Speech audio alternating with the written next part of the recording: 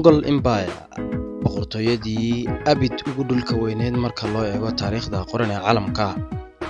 Boqortooyadii Mongol waxay ahayd mid ka mid ah boqortooyinkii ugu waaweynaa uguna saameynta badnaa ee taariikhda. Waxaa aasaasay Genghis Khan horaantii qarnigii 13aad waxayna ugu dambeyntii ku fiday dhul ballaaran laga bilaabo Yurubta bari ilaa Aasiya. Boqortooyada waxaa aasaasay Genghis Khan oo magaciisu ahaa Temujin. Waxa uu mideeyay qabaa'ilka Mongol horaantii qarnigii 13aad waxa uuna bilaabay olole iyo weeraro uu ku qabsanayo dhul iyo deegaano cusub isagoo isku balaariyay dhulal hor leh xilli uu adeegsanayay awood ciidan. Genghis Khan iyo ku-xigeenadiisii waxa ay si degdeg ah u balaariyeen boqortooyadii Mongol iyadoo boqortooyadu isku fidisay dhul badan ilaa ugu dambeyntii ay ka qabsato qaybo ka mid ah Shiinaha, Ruushka, Bariga Dhexe iyo Bariga Yurub.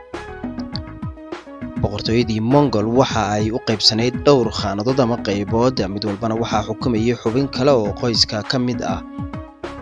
Qoyska talada haya ka mid ah qaybahaasi waxaa ka mid ahaa Horde Golden oo ka talinaysay Ruushka, Ilkhaneet oo xukumaysay Faris Persia ama dhulka maanta loo yaqaano Iran, Jagatai Khanet oo ka talinaysay bartamaha Aasiya iyo boqortooyadii Yuan ee Shiinaha. Sida taariikhyahanada caalamku ay qoreen, boqortooyadii Mongol waxay caalamka ku calanwaleynaysay ama ka talinaysay ku dhawaad 100 sano. Boqortooyada Mongol waxay bilowday inay hoos u dhacdo dabayaaqadii qarnigii 13aad iyo horaantii qarnigii 14aad sababo kala duwan oo ay ugu horeeyaan khilaaf gudaha ah, kororka xad-dhaafka ee dadkii ay xukumaysay, iyo saameynta cudurkii Black Death ee gobollada qaarkood ku dhuftay. Dhererka ama badka dhulkeeda marka loo eego, boqortooyadii Mongol waxay ahayd boqortooyadii dhuleed ee ugu weyneyd taariikhda caalamka. Waxay ka dhul weyneyd boqortooyooyin ay ka mid tahay boqortooyadii Roomaanka. Qaar ka mid ah dadkii taariikhda galay ee caanka ahaa ee boqortooyadaasi ka talinayay waxaa ka mid ahaa Kublai Khan, aasaasihii boqortooyada Yuan ee Shiinaha, iyo Hulagu Khan oo aasaasay Ilkhanadii Faris ka talinaysay, waxayna ahaayeen faricii Genghis Khan.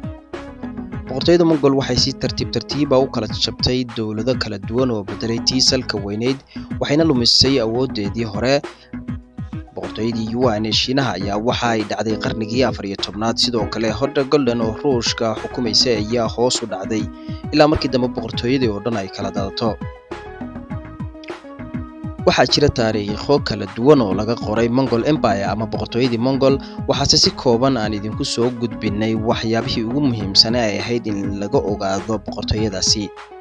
Waad ku mahadsantahay walaala daawashadaada, fadlan na soo raac.